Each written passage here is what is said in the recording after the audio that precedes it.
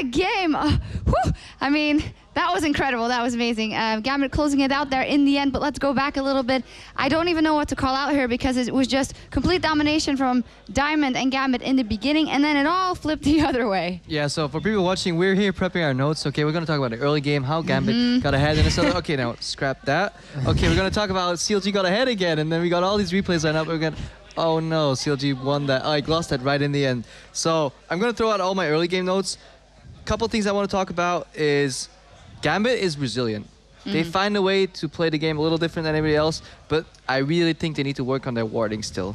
Double side stone on Lee Sin and on Janna, but still no deep wards, very few.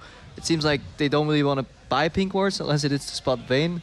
Although it's good, Vayne gives them incentive to actually buy those pink wards. But yeah, sloppy game by both, but that call at the end was absolutely genius. I didn't think that would work. Yeah, I mean, it only worked because they had the Jax. Like, rule number one is you never base race at Jax. Because once he starts hitting the turret, he just literally two-shots it with the Triforce. And I mean, it was a ballsy call from both sides. And I don't really think there was a right play CLG could have made there. They couldn't have sent back any pair of people. They honestly just had to back off, and they would end up sacking the inhib no matter what. Once they committed to that play, it's all about how far away Gambit was. If Gambit was a little farther away from that base or had a little more hesitation, that game was over. All in all, I thought that was a really decent to good call by CLG. I had no idea Gambit could wreck that base that hard. Going back to the early game, I was happy with the way Nick laid though.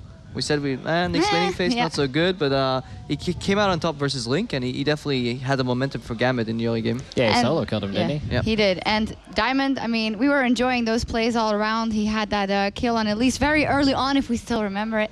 Except for that one moment where his mind was telling him no, but his body was telling him yes. Actually, yeah, I think that was a really big turning point because that actually gave him a shutdown because Diamond was doing a lot of work in the early game. He's getting ahead. He actually got a killing spree, and he ended up going in really hard for a kill on bot lane and giving a shutdown to double. You saw him hesitate as well. Q proc, it's like 1 second, 2 seconds. Nah, I gotta go. And then he got condemned into wall. And I respect it, man. That's the ham points right there. Well, you do mention double lift. It took him a while to get ramped up, but he absolutely did, and he got protected by his team magnificently in some fights. Let's actually get a replay of some, I don't know if it's double lift styling of his team protecting him very well. Let's get that replay up on the screen around Dragon, where he gets out. Oh, this fight, I don't even want to say this is really his team protecting double. This is just Cabochard just going in a little bit too ham. You can actually run the clip.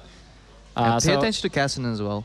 Yeah, okay. All right, so they're going to be a little bit of a setup for this, a little bit early. So, sorry, I set it up. I was really overwhelmed by everything. So anyways, they're going to be pacing the Dragon. The Jax uses his jump, and you're going to watch Cabochard in this team fight. He's going to jump in a little bit too early to try to kill Aphromoo and finish him off, but Aphromoo has already used all of his abilities in exhaust, and this leaves nobody to threaten Vayne in this. And Vayne is just going to be free to do whatever damage he wants. Even the Kassan didn't go on the Vayne. He went to go kill Link. Well, yeah, he killed Link. LeBlanc used all of his spells already, and if you go and choose against the 4-item Vayne or LeBlanc to just use all his cooldowns, I mean, you should jump on that Vayne. You need 4 people jumping on that Vayne at once. If you don't, you might as well not touch her, because double lifesteal build, he'll just out-sustain you, out-kite you, and this is, double played this magnificently, but it was a big mistake from Gambit committing Cabochard on that Thresh. You basically trade your support for your top laner late game, and then you jump on the mid laner, just use all his spells.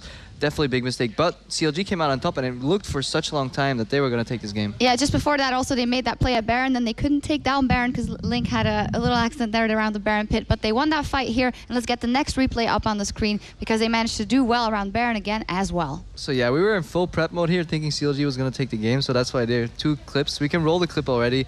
I don't even remember exactly what happened here, but let's see how this plays out. Yeah, Tinker gets caught. Oh yeah, the Jax TP. I think the Jax TP was actually a little bit too far, and then Gambit could have capitalized on this because they had Cabochard on bottom, they had TP advantage, but they greed, bad TP, and double lift's basically untouched. If he has people in front of him, look at that hook from Afro.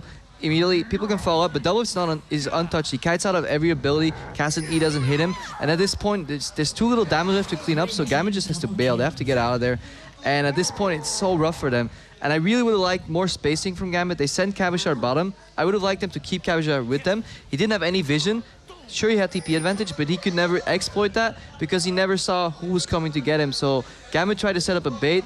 He TP'd to a ward that was in Wraith Pit. I mean, there's no point going that way if you have to go all the way around. And by the time they collapsed, it was too late. The CLG already had sent their Maokai in for reinforcements and just sloppy execution again from Gambit. Yeah, I honestly think that they shouldn't have even had the Jax TP at all. They should have chunked out the Elise and then back to pressuring Baron. Yep. And then just kept the Jax bottom, and that would have put them in a really bad spot because your jungler's not there to smite still anymore, and that pressure is going to be gone. No, I think that's the correct call, especially if you see how quick a Jax can kill a tower at the end. Oh, there. does he? Yeah, he does. Apparently he does. Yeah, let's actually get that replay up on the screen of the base race. We were calling it actually for CLG in the beginning. You know, one thing I wanted to point out here, you made fun of the captain boots here. Well, wait, actually doesn't do anything. No, it doesn't do anything because he's behind him. But yeah, look at the damage that Jax does. This. And he has the Janna shield on him. It just absolutely just trucks this turret. Inhibitor dies almost instantly. Yeah, they almost forget to finish the inhib. That would have been hilarious. But yeah, the Jax just goes ham on the turrets. At this point, Maokai base or not, it's not going to matter. There's a full turret up still in Gambit's base. And yeah, CLG, just their buff got called. And it's really, I would have never made this call. I think the Maokai like poured it back a little bit sooner when the double turrets were up. And maybe even Thresh goes with him and he uses some of his CC. Maybe it could have been a little bit different. But it's like too hard to call that in the game. When there's been this long of a game and that much back and forth action and there's so much tension, you've already made the call and committed to it. Yeah, it's simple. It's easy to see. Hindsight is 2020. It is. You were mentioning the vision often, and although I'm sorry, Thresh Edward is lacking a little bit in that. Actually, it was Janna. Jesus, has me off my game. I just wanted to commend him because he had some fantastic tornadoes to interrupt the Maokai, and those were crucial in those later game fights as well. Nah, Eddie did some really solid plays. He had a NATO cancel on the Lantern. He had a 4-man NATO, I think, this game as well. Same time, like, his fights were good. I really would have liked just a little more vision, a little more him and Diamond going in, placing D-Vision in the jungle. But maybe that's just not Gambit's style, you know. Maybe they're making it work, so who am I to disagree?